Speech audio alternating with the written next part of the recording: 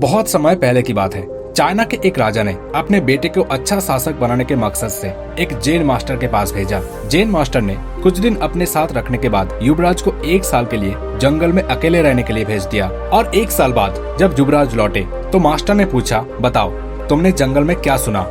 मैंने कोयल की डाक सुनी, नदियों की कलकल सुनी, पत्तियों की सरसराहट सुनी, मधुमक्खियों की गुंजन सुनी, मैंने झिंगुरों का शोर सुना, हवा की धुन सुनी। युवराज अपना अनुभव सुनाता चला गया और जब उन्होंने अपनी बात पूरी कर ली तब मास्टर बोले, अच्छा है, अब तुम एक बार फिर जंगल जाओ और जब तक तुम्हें कुछ नई आवाज न सुनाई दे तब तक मत लौटना। 1 साल जंगल में बिताने के बाद युवराज अपने राज्य को लौटना चाहता था, पर मास्टर की बात वो टाल भी नहीं सकता था, इसलिए वो बेमन ही जंगल की ओर बढ़ चला।